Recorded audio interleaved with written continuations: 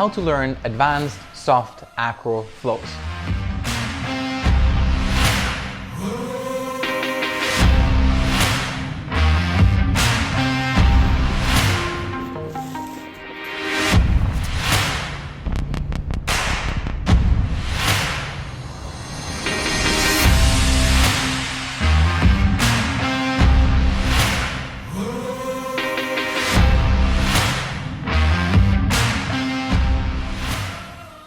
That's a question I recently got on Instagram, and I want to take time in this video to cover it at length. The first part is how to choose the right moves. The second part is how to progress within those moves. And the third part is what to do when we hit a plateau, which is inevitably going to happen at some point. All right, let's get into this video. I was asked on Instagram this question: do you have any tips for being able to do the advanced flow things? Should I work on my strength, mobility, or just practice? I recently worked on the tuck plunge and push-ups so that I'm able to do more movements that need strength, but I don't know if that's enough. I think this question has two parts to it, and I want to cover the second one. The first one being how to do flows in general. And I think there's something very specific about flows, about how to connect different movements, what different moves are that connect naturally together well, that come from all the different cultures, from b-boy, contemporary dance, capoeira, and that's a different video. Or to be more specific, that's the first online course that I'll be building, and I don't know yet when it's going to be published, but that's a different setting, different part. The question I want to cover in this video is how to build advanced flow sequences, because that's what I read the person was doing. She can already do backflips and backfalls. She's super badass, so she wants to know, how can I do these like cool, tricky, advanced things, not how can I do 3 nicely feeling moves on the floor. That being said, let's get to the hard details of this video. Point number 1, what are advanced moves that you put in your advanced flows? Where to start? Should you just go out and be under the sun and move your arms? Yes, you can do that, but we can get a little bit more specific if it's soft acrobatics that you're interested in. What you can do first is look up the hashtag soft acrobatics on Instagram. There's a ton of different practitioners who do capoeira, tricking, who are contemporary dancers, who are b-boys, who are circus artists. There's so many different people who upload their work on soft acrobatics. So that's one place of inspiration. If you have no clue what the heck I'm talking about, then we can split things up into 4 different categories. Those being cartwheeling, rolling, balancing, and jumping. And maybe you already have a sense sort of what you feel more compelled to, what you feel gravitated to. By the way, I am still German. I'm using weird phrasing sometimes, but bear with me. I also made a list for you that you can find on Instagram. It's intermediate moves that I think are interesting for a beginner to look at, to be enticed by, to start practicing and learning. They're not way too hard, they're not super duper easy, so they're sort of skills that we can aim for. So if you want to have a look, just follow the link on Instagram, and maybe you get inspired. Going for our preference is really helpful because there's something within us that just draws us to the thing. Some people I know really like kicks. Of course, they're going to be more into tricking, more into upright things that have to do with bringing the leg up high.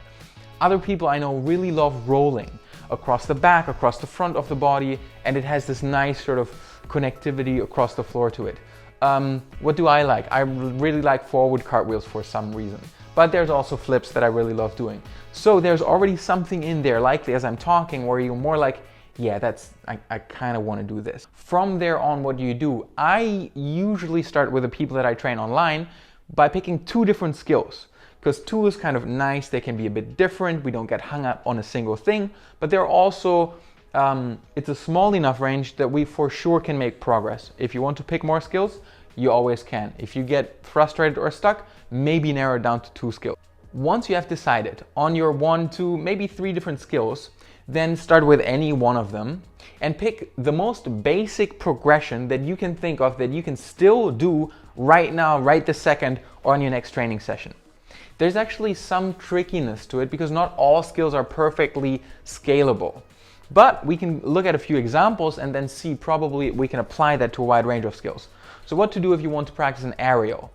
Well, an aerial is a cartwheel without hands. So probably doing a cartwheel with one hand is a little bit easier than no hands. Or we could do it with both hands together. So let's say you can already do a cartwheel, but you sort of don't know what to do next. One arm seems a bit hard, but two arm cartwheel is easy, but it doesn't feel like a no arm cartwheel what to do. Then see if you can approximate what you're doing towards the final skill. An aerial is a really fast cartwheel at a relatively compressed space. Usually a long cartwheel sort of travels a lot of space, so then you can do a staggered cartwheel where you're almost on the spot and much faster. If you can already do a fast cartwheel with both hands sort of however wide they usually are for you, you can start to move them closer together. So in other words, almost always there's that in-between space where this is something that's easy for you, this is something that's too hard for you, but this is something that you can truly practice and get better at in the moment. That brings me to the second part of the second part, 2.2 or however you want to call it. We have decided on our progressions. We found a way of practicing it. Now what you want to do is every single session you practice, measurably get better in some way or another. Because there's almost nothing more frustrating than doing the same thing over and over again and not really getting better.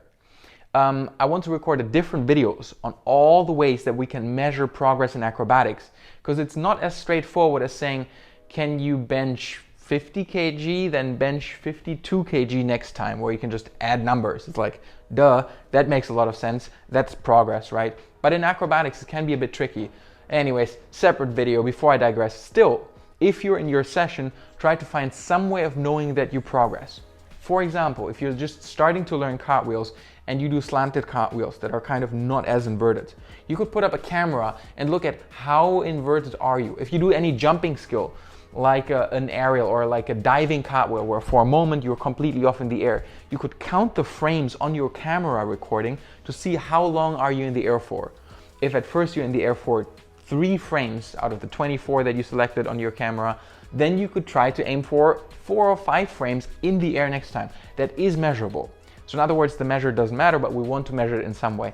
Angles is something to play with, distance is something to play with, but again, that's too in-depth. All right, we've got the first basis covered. You know what skills to practice. For the skills that you want to practice, you selected a difficulty that you can already work on. So you're not missing anything. Maybe some floor space, but when the sun is shining, you find anything outdoors, right? Let's get to the third point. You have hit a plateau. I'm sorry, that happens to the best of us. No, to all of us at some point. What to do? Give up, pack your bag, and never do anything again in your life is the wrong answer. So instead, of course, we want to do something, and that's where flow play and conditioning work comes in. So cheesy with a double thumbs up. Sorry, I'm still getting used to this YouTube thing. So yeah, you can, oh, thumbs up, like this video. I promised myself to not say it, but I did. Maybe I will say more of it. All right, flow play comes in and conditioning work. Yes, to me, they're quite different. They have totally different energies, but both of them together means it's almost inevitable that we're going to progress. We can't make work consistently and not get better at something. That's nearly impossible in my understanding anyway. What is flow play? Flow play is pretty much what it sounds like. It's practicing flows or doing different flows in a somewhat playful manner. The requirement for that is that you don't practice skills that are too difficult, that are above your current sort of flow level. Instead, you practice slightly easier skills that maybe not directly help you to achieve your no-hand cartwheel, but there's something in there where you can do a version of a cartwheel and you connect it to a second move that makes it harder than just doing it by itself. And that's an important milestone for making progress, because suddenly it's not just in this isolated environment, suddenly you're putting what you can do into a different context. Imagine you're doing a roll into a cartwheel. What would that even look like? Can you picture it? Can you do it? And you can just try it, because there will be some difficulty. You'll need some level of mastery around the cartwheel when you do it from a roll into a cartwheel that you didn't need if you just do it standing upright. So the flow play can really encourage us to grow in our skill set. And probably we also learn how to fall, because at some point, if you choose a flow that's not way too easy, that's interesting, like that's relevant for you, that has some difficulty level to it, you will fall. But you're not falling at a skill that's really difficult for you. You're falling or failing at skills that are usually somewhat okay. That means if you do a cartwheel and you over rotate a little bit, you just step your hand out further and you land on your feet and on your butt. That should be okay. Not only okay, but that confidence that comes from falling will help us with advanced skill work. Last part, specific conditioning. Of course, a lot of skills will benefit from improved range of motion. So practicing mobility that is specific to the skill you're trying to improve at is going to help you. The same thing for strength.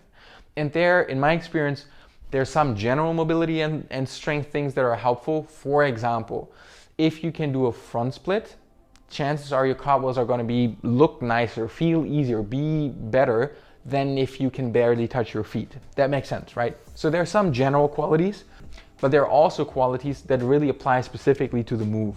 For example, coming out of a forward cartwheel in that arching shape, the more precise and specific you can be with your mobility and strength conditioning work, the more easily you're gonna overcome that plateau, which is also exactly what I do with my online clients. Shameless plug for myself. I teach online, I love it, and I love working with the people.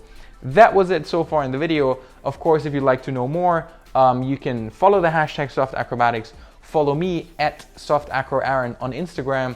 Well, I'm going to be publishing more here on YouTube, but to be quite fair, I don't know yet how frequent, so it's really on you if you want to subscribe. Thank you so much for tuning in. Any questions, any comments, write it. Now that I'm rambling on and you're still here, I'm really just doing the soft acrobatic thing because I sort of stumbled on it at some point. I love doing it. I love seeing the different people all across the world practicing similar things. I love how there's not a monopoly on it. Like, everyone is in this process of figuring out how to learn it. So if you're interacting with me and in any way, I'm grateful and I'm honored and honestly looking forward to being in touch with y'all. See ya. Soft Acro Aaron out. Mic drop. Don't have a mic. I have a mic. It's not dropping. All right, I'm out. Cheers.